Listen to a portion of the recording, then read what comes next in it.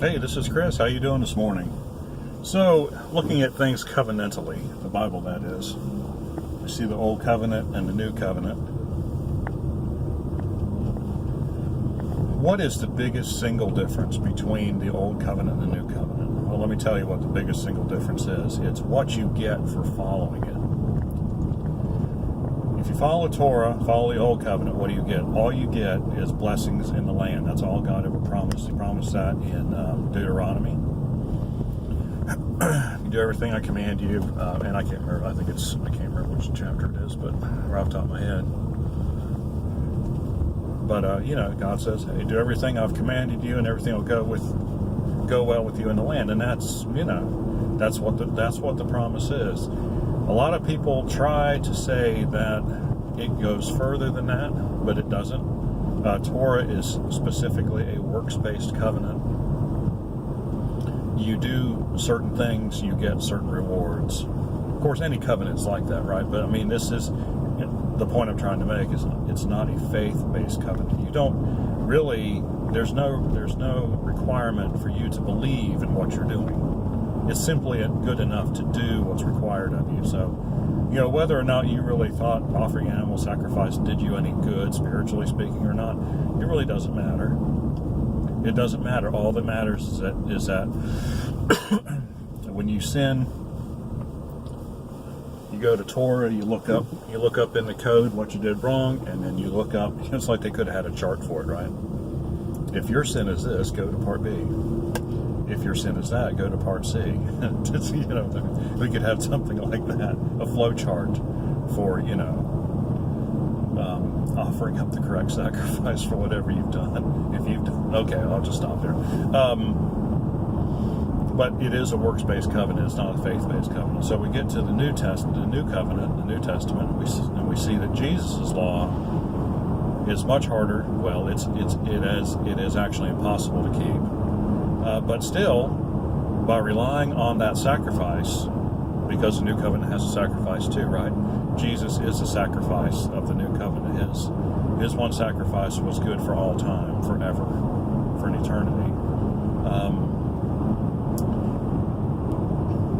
And so we are counted as having followed the covenant, just like the Old Covenant. See, that the mechanism is the same. It's the same basic layout. You do something wrong, you offer a sacrifice. The Old Covenant, you do something wrong, a sacrifice has already been offered for you in the New Covenant, and by faith you appropriate the blessings of that sacrifice. And what are the blessings of the New Covenant? Being able to follow that.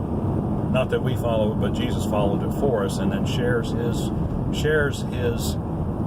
finished work with us. And so God views us as having done just as much as his Son has done. That's justification, by the way. We get eternal life, and so it's a much more difficult law to follow, but there's still a sacrifice, and the reward is so much greater than the Old Covenant was. So if you're a Torah observant Christian, why anyone would want to take such a giant step back and follow something that doesn't offer any kind of permanent blessing at all? I mean, one day you're going to be dead, and that's that. I would be much more concerned about what's going to happen after I die. I mean, it's nice to have blessings in the land and everything. I mean, not that God actually actively does that anymore because the Old Covenant's gone, but I think if you follow the principles, I think it's pretty well established. If you follow the principles found in the Old Covenant, you will enjoy a measure of blessing, because that's just the way God intended things to work. There are certain rules and laws and realities included in Torah that don't, if you follow its prescriptions, then I think you do get a certain amount of blessing regardless of whether it's active or not. But that's all you get. I mean, I think you might be faulty on that. I don't know. But I don't think so. I think Word of Faith movement operates the same way, right? Do this and God will bless you. It's not really God blessing you. It's just that, there's a certain way God created things. There's a certain method to the created order, and that's just the way it is. So but it's not permanent, it's not eternal, and so ultimately it's worthless.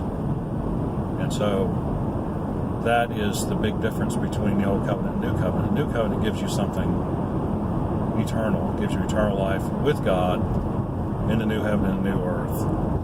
And so why you would want to step back away from that and try to follow another covenant with another set of rules that doesn't offer you really anything in comparison, I don't understand that. So, well, I understand it, but it's not very smart. It's not a very smart move, and it's definitely not showing God that you love Him by any chance. Yeah, faith in Jesus shows that you love God. There you go. Alrighty, you got any questions or comments, please do so in the section below. Like and subscribe. We appreciate when you do. God bless you. See you on the next one.